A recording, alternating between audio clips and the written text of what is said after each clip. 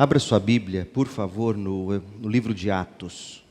Atos, capítulo 11.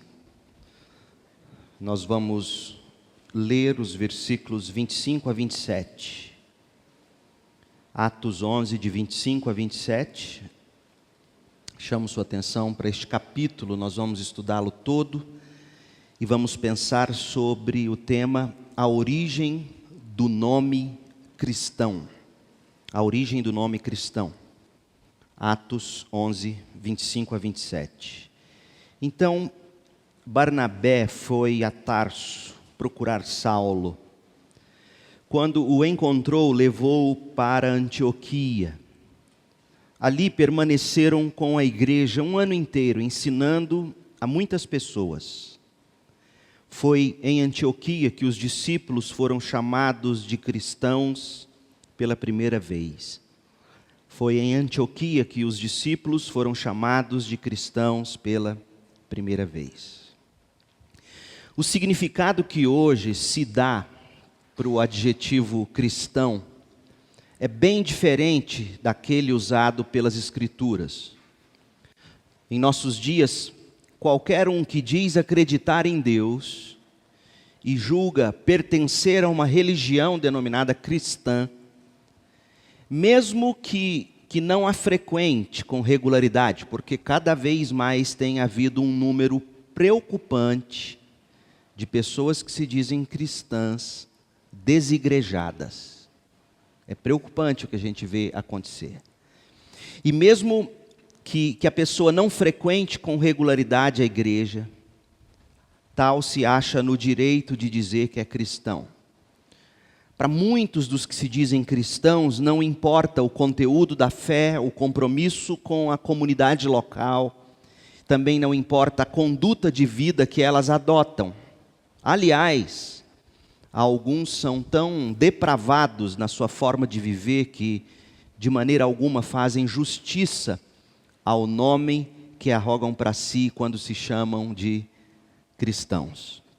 A primeira vez que os discípulos de Jesus foram chamados de cristãos foi na cidade de Antioquia, conforme nós acabamos de ler no relato de Lucas.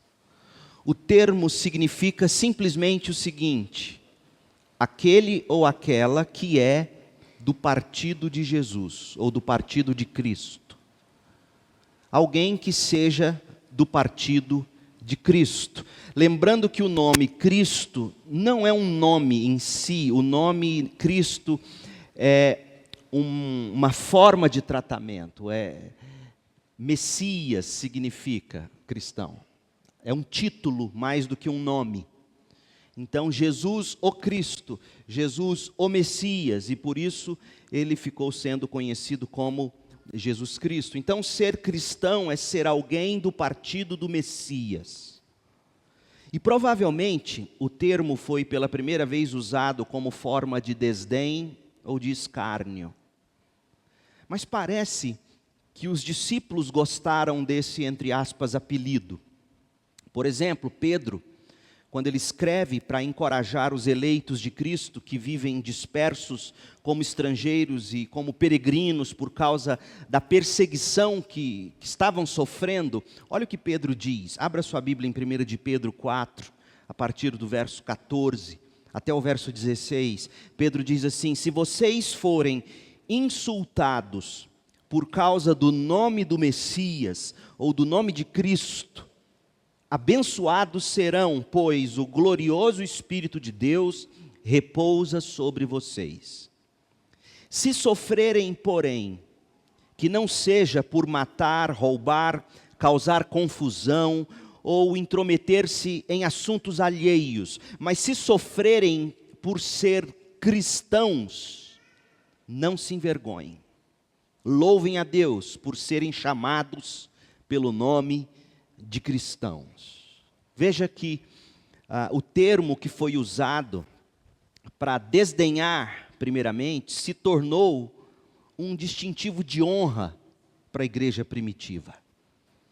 Tornou-se honroso ser reconhecido como cristão.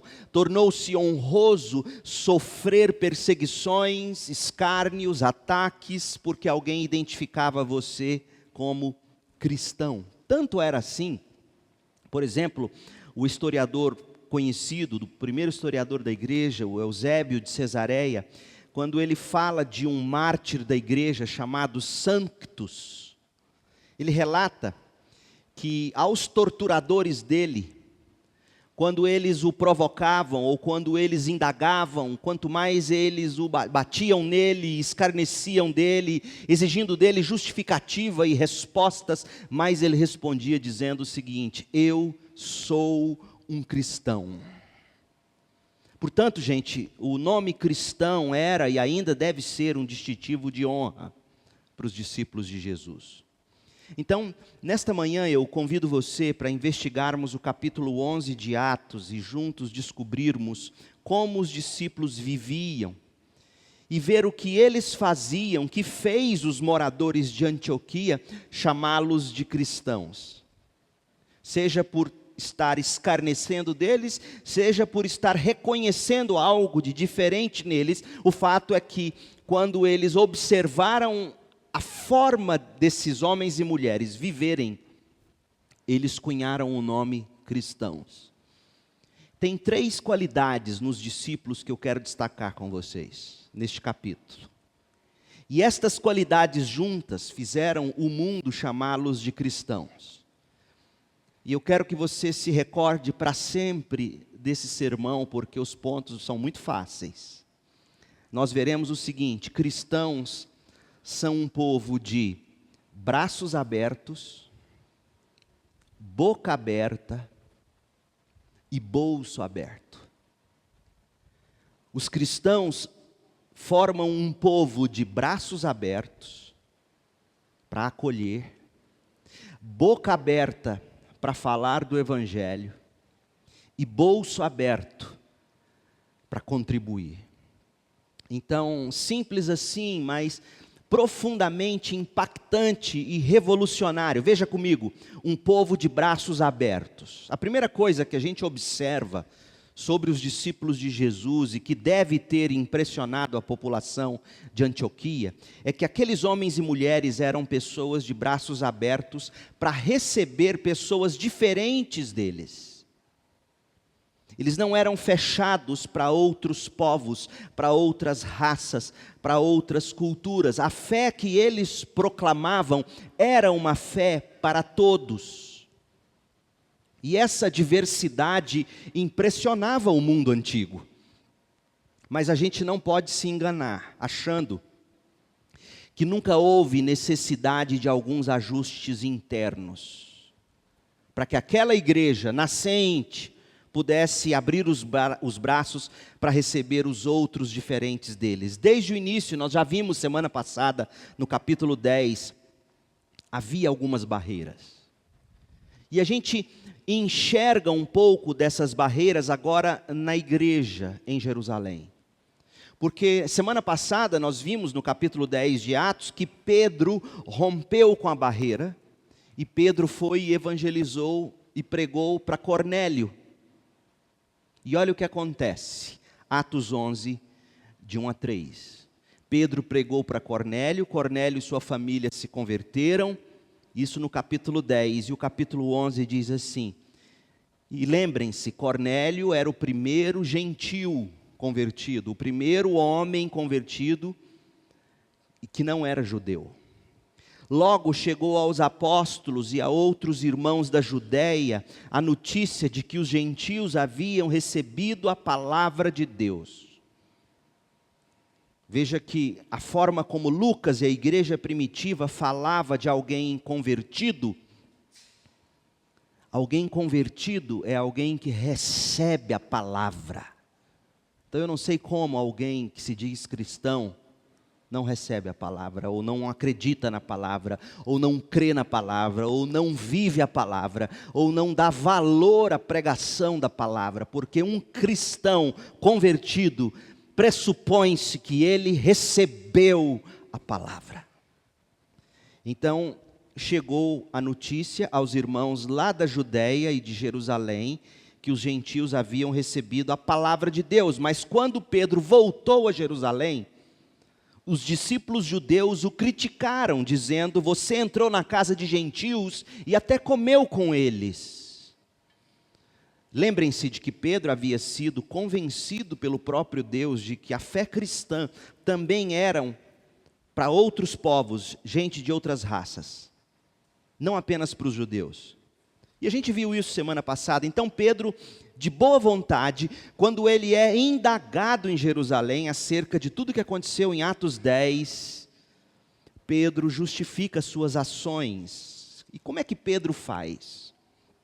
Pedro narra como Deus trabalhou ao mesmo tempo, mostrando tanto a ele como a Cornélio que deveriam se converter, ou deveriam se encontrar.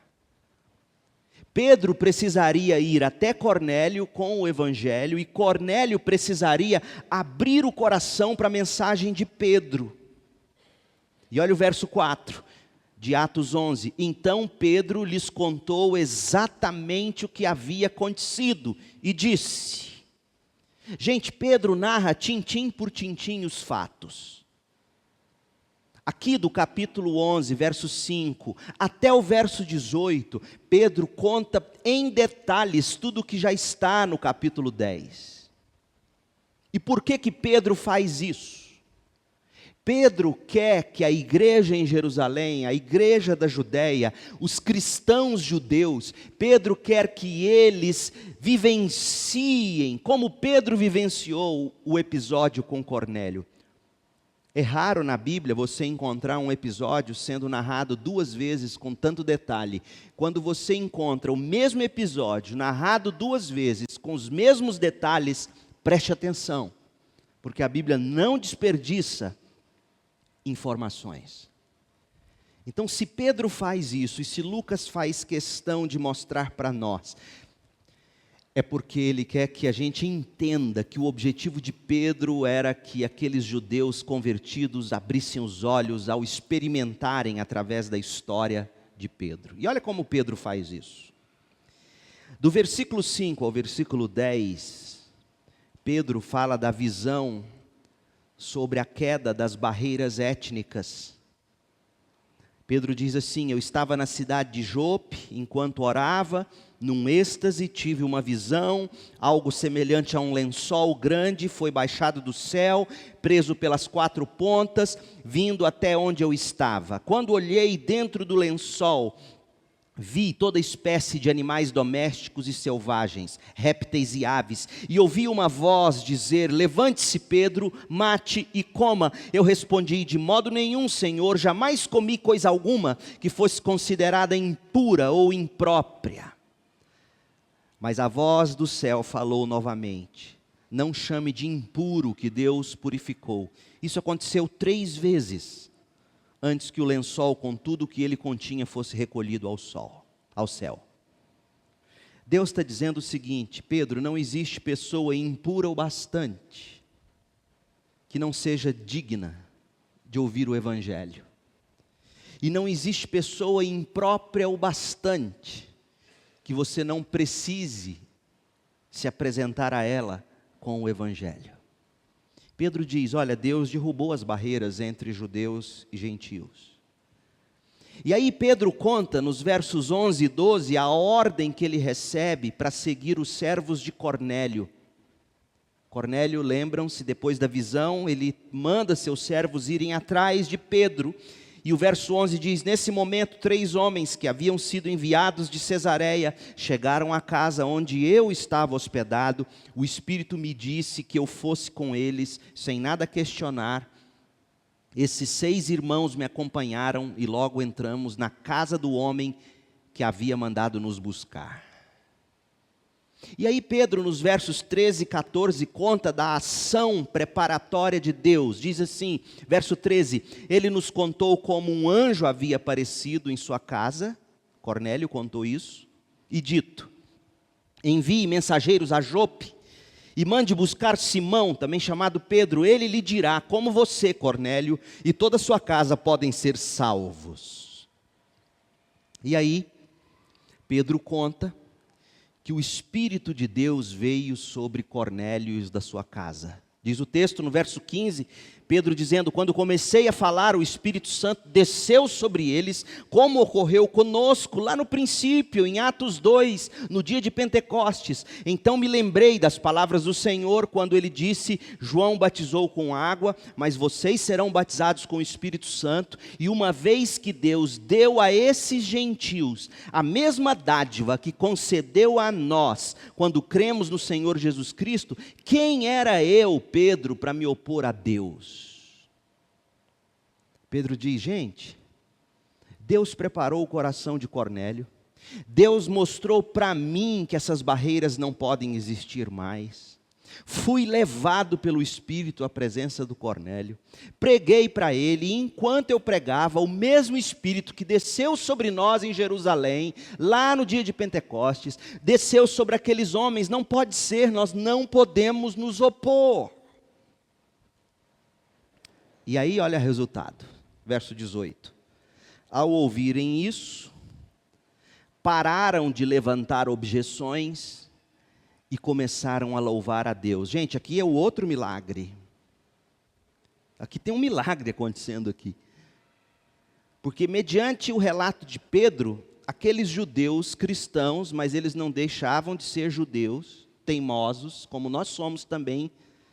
A palavra de Pedro foi bastante para aqueles homens pararem de levantar objeções, começaram a louvar a Deus dizendo: vemos que Deus deu aos gentios o mesmo privilégio de se arrepender e receber a vida eterna. É um milagre. Esses homens agora entendem que a igreja de Jesus Cristo tem que ter braços abertos para receber todo mundo.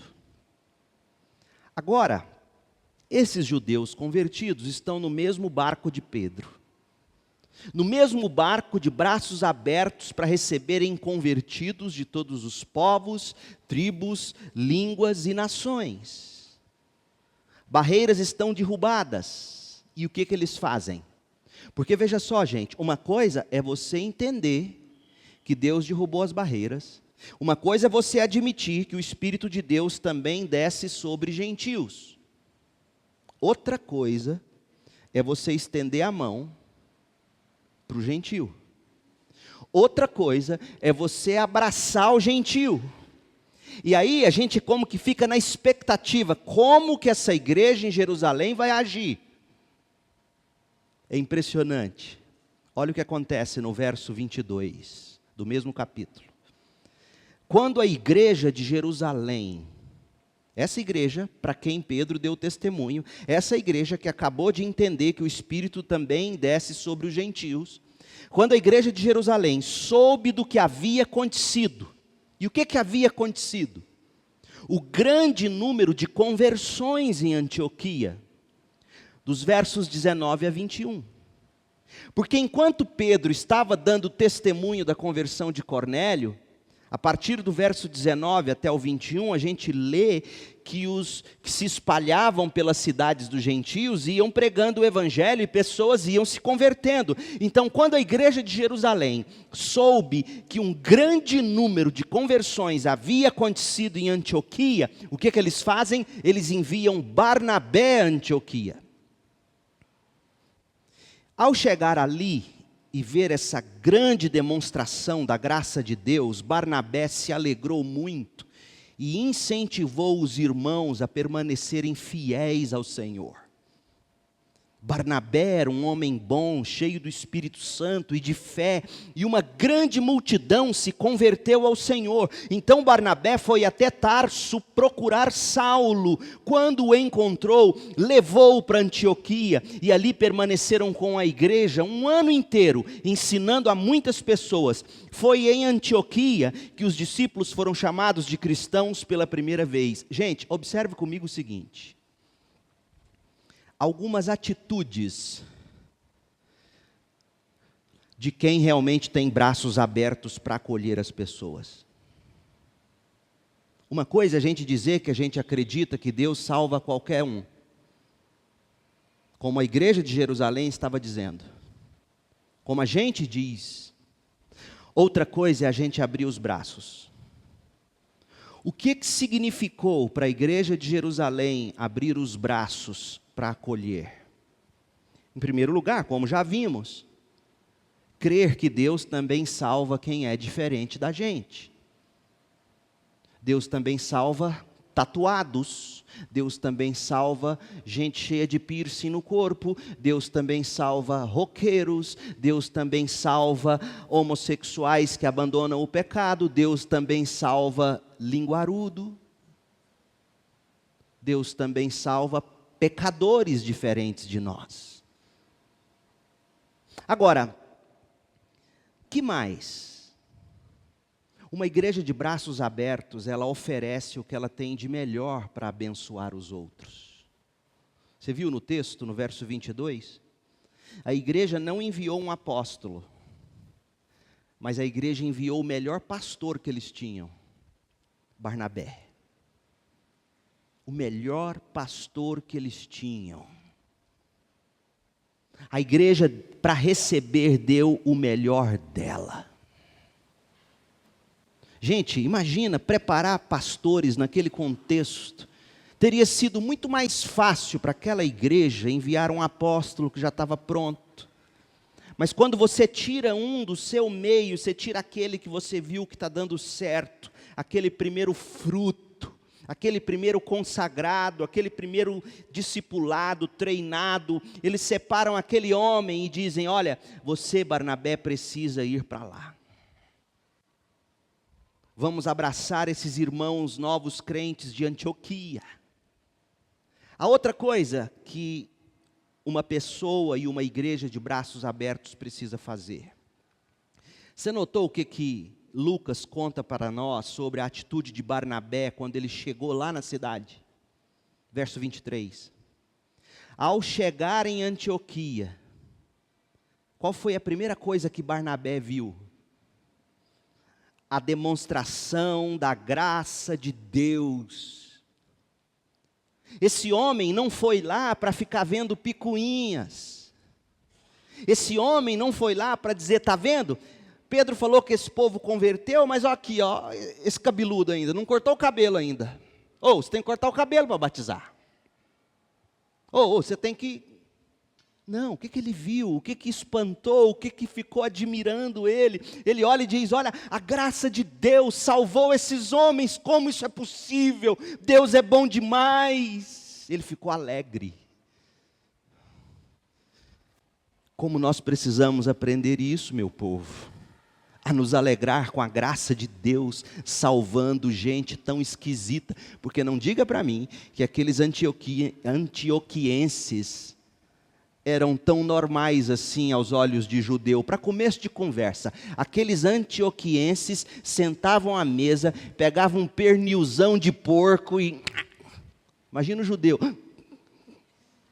um pernilzão de porco na boca do crente. Eles eram estranhos para os judeus, para dizer pouco, hein? A boca do judeu era limpa, o vocabulário do judeu era um vocabulário limpo. A boca de um gentil que não conhecia. É como a senhora que uma vez eu batizei, descendo naquela água um pouquinho gelada lá em Campinas, era um tempo de frio, e ela descendo, nova convertida, e eu tinha batizado ela e orientado, e firme. Aí a hora que ela pisa na água, tudo com microfone, todo mundo ouvindo. Nossa Senhora, que água fria. A boca desse povo não era uma boca limpa ainda, não tinha dado tempo. Mas Barnabé, em vez de mandar um relatório dizendo: olha, vocês precisam de ver que tipo de gente esquisita, é muito trabalho, manda mais pastor para cá, não. Ele diz: aleluia, Deus salvou esse povo. Gente de braços abertos, ouça bem, não fica caçando cabelo em ovo. Gente com os braços abertos, cheio da graça, quando enxerga o mover da graça, se alegra. Outra coisa, derrama-se bondade e amor na vida dos outros. O verso 24 diz que Barnabé era um homem bom.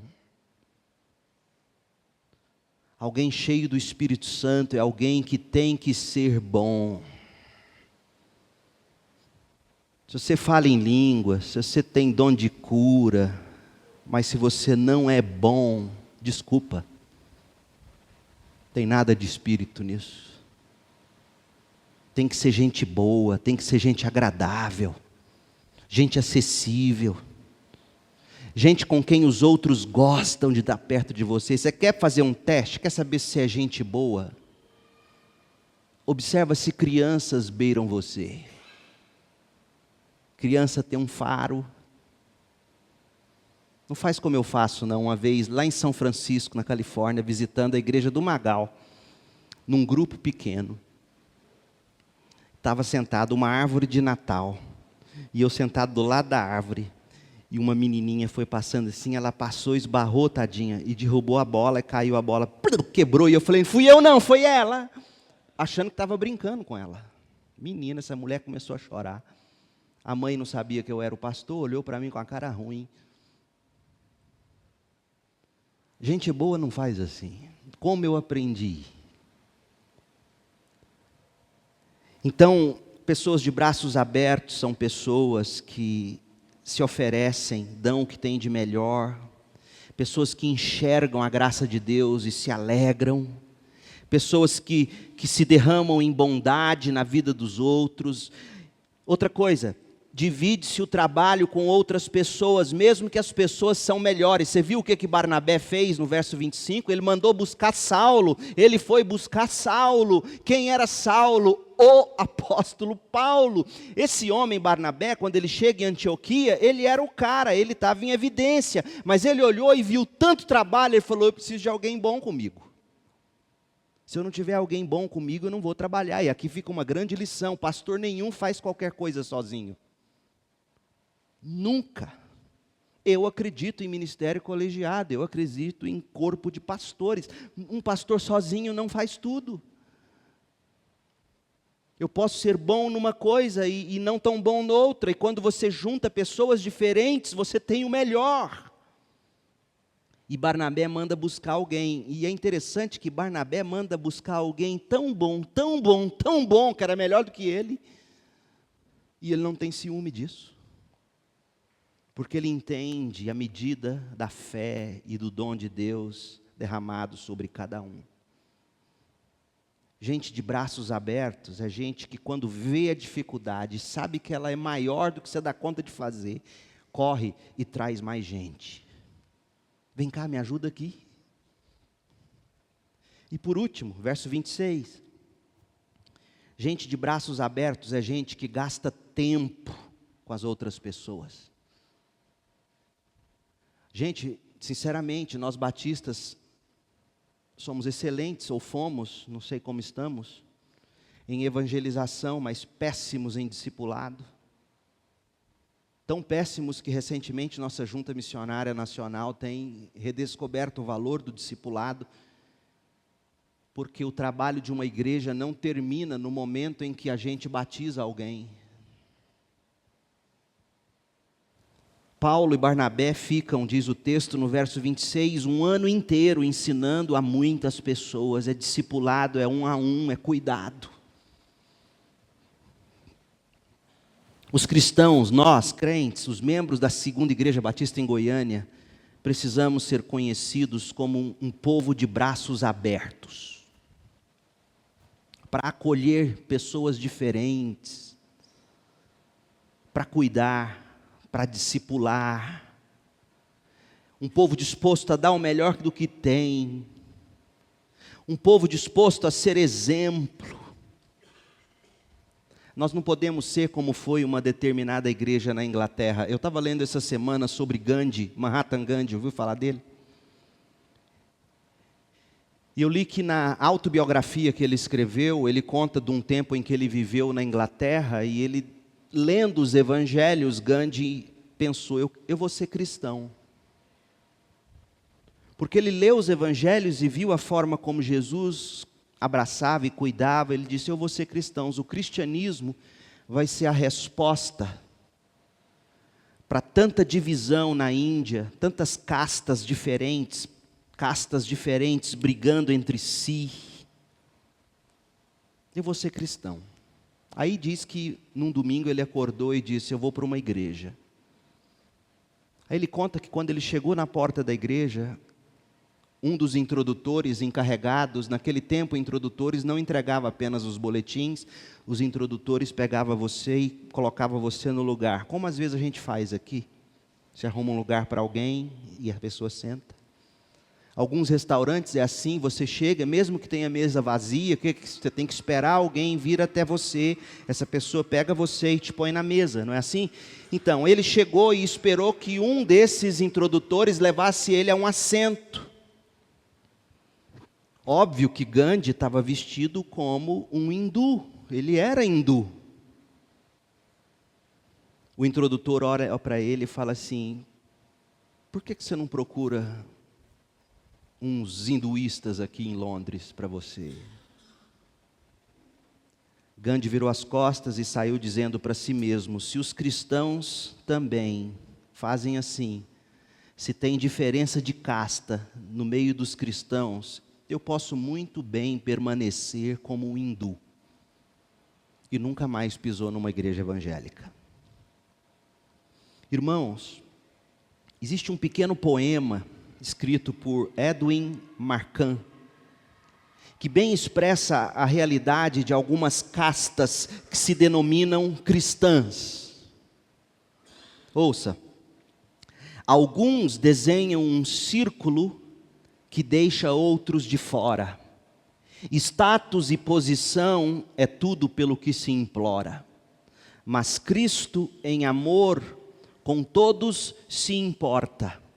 Ele desenha um círculo e abre-lhes a porta. Os cristãos precisam ser um povo de braços abertos. Segundo, rapidamente, os cristãos precisam ser um povo de boca aberta. Agora, uma correção. Quando eu era menino, usava-se muito essa expressão. Quando você chamava alguém de boca aberta, você estava chamando tal pessoa de lerda, né? Ô, seu boca aberta. Não é assim que eu estou usando aqui. Não é dessa forma que nós estamos usando a expressão boca aberta. Boca aberta para nós significa falar de Jesus para todo mundo. Boca aberta é não se conter com o evangelho, é falar e não se calar onde quer que Deus nos coloque. E foi isso que os primeiros cristãos fizeram. Eles eram um povo boca aberta. Olha o verso 19 agora. Atos 11, 19. Enquanto Pedro estava se explicando lá em Jerusalém, os discípulos que haviam sido dispersos na perseguição depois da morte de Estevão, chegaram até a Fenícia, Chipre e Antioquia da Síria. Pregaram a palavra, mas somente aos judeus. Contudo, alguns dos discípulos que foram de Chipre, Cirene até Antioquia começaram a anunciar aos gentios as boas novas a respeito do Senhor Jesus. A mão do Senhor estava com eles e muitos desses gentios creram e se converteram ao Senhor. Gente, os cristãos, sob quaisquer circunstâncias, são chamados a falar do amor de Deus. Sabe por que nós não vemos nossas igrejas mais cheias? Talvez seja porque a gente é um povo de boca fechada.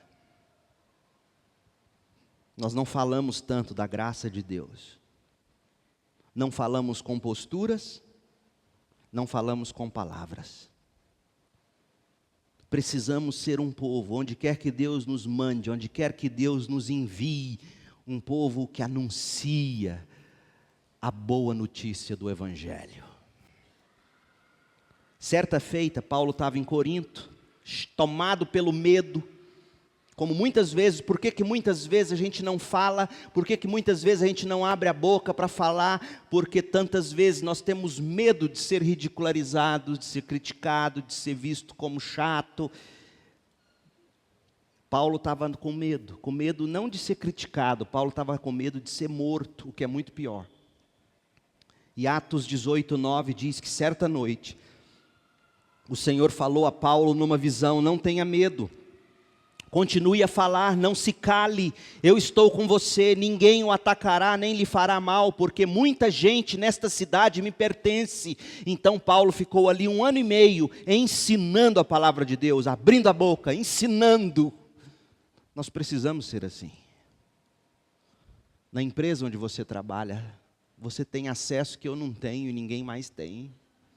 As pessoas com quem você convive, as pessoas que cruzam seu caminho ao longo dos dias e das semanas, aonde quer que Deus te envie, Ele quer que você abra a boca e fale.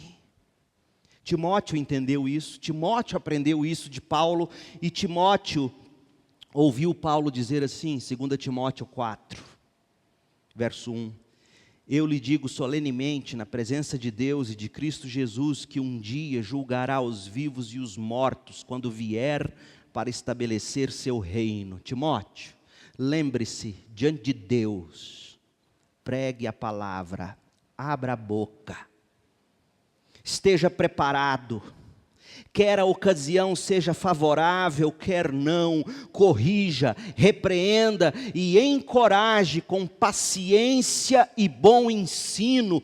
Sabe por quê, Timóteo? Virá o tempo em que as pessoas já não escutarão o ensino verdadeiro, seguirão os próprios desejos, buscarão mestres que lhes digam apenas aquilo que agrada ser ouvido, rejeitarão a verdade, correrão atrás de mitos. Você, porém, Timóteo, deve manter a sobriedade em todas as situações, não tenha medo de sofrer, abra a boca, não tenha medo de sofrer, pregue a palavra, trabalhe para anunciar as boas novas e realize todo o ministério que lhe foi confiado. Os cristãos devem ser um povo boca aberta. E por último, um povo de bolso aberto. Além de braços abertos, além de boca aberta, os cristãos são um povo de bolso aberto. Lembra que os judeus estavam com receio de receber os gentios na igreja? E no dia que eles aprenderam de Deus que eles deveriam receber gentios, olha a lição que Deus ensina para eles. Porque, gente,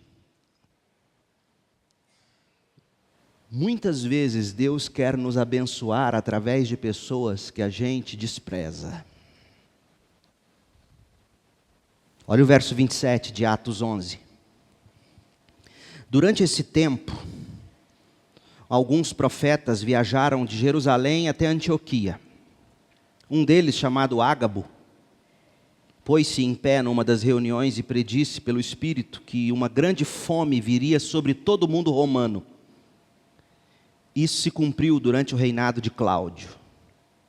Então, os discípulos de Antioquia decidiram enviar dinheiro aos irmãos na Judéia. Uau! Que Deus maravilhoso! Os discípulos de Antioquia, imagina aqueles comedores de pernil, comedores de linguiça de porco,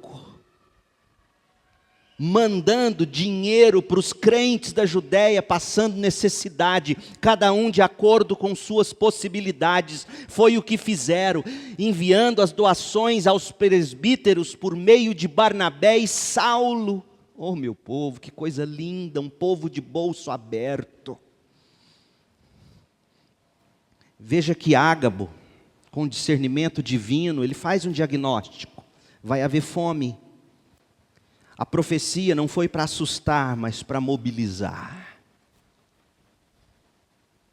Profeta que assusta, fuja dele. Profeta não assusta, profeta abençoa. Deus te deu um discernimento, Deus te deu um sonho, Deus te deu uma visão. Ore, você e Deus, interceda, você e Deus. No caso aqui, como envolvia a necessidade de levantar dinheiro, Ágabo disse: vamos traçar um plano.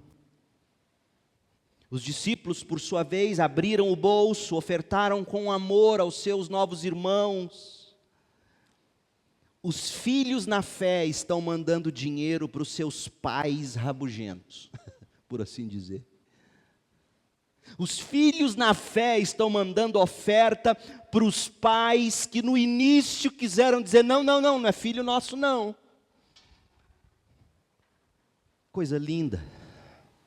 Deus faz isso. Tantas vezes nós não somos abençoados por pessoas, porque nós criamos barreiras entre nós e elas, e a bênção de Deus pode vir através delas, aquelas as quais de quem nós nos separamos.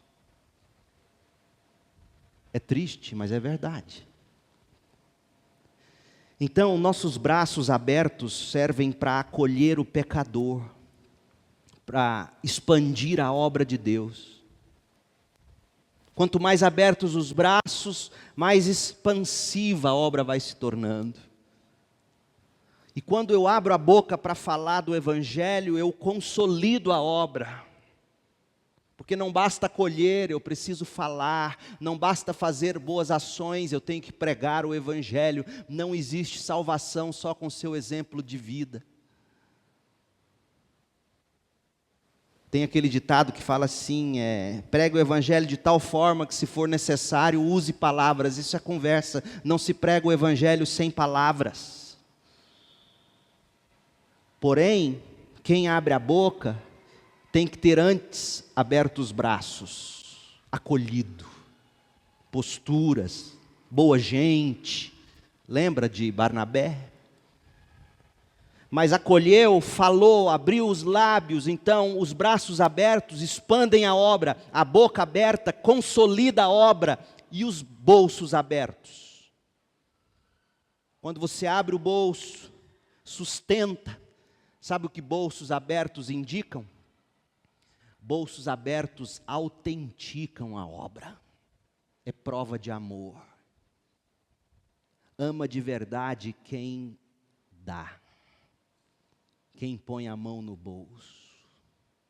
Quem dizima, quem oferta, quem abençoa. Gente, se a segunda igreja, se eu e você formos gente assim, de braços abertos, boca aberta e bolso aberto, deixa eu te contar um segredo. Nós vamos fazer um estrago no inferno nessa cidade.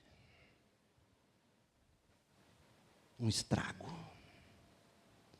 E o diabo sabe disso.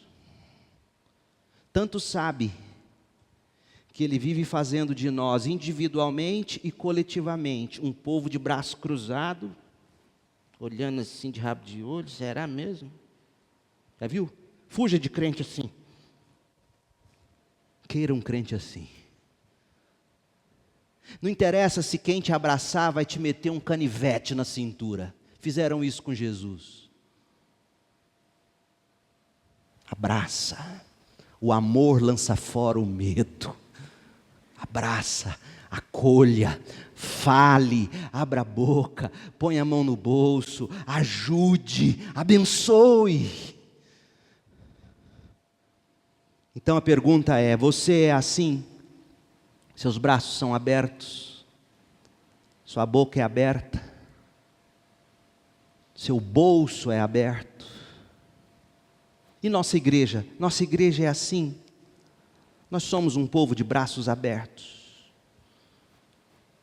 Nós somos um povo que anuncia o Evangelho. Como é que você recebe visitantes? Você faz questão de ver quem é diferente de você que está aqui hoje? Alguém com quem você vai ter que conversar, apertar a mão, abraçar? Você põe a mão no bolso para ajudar?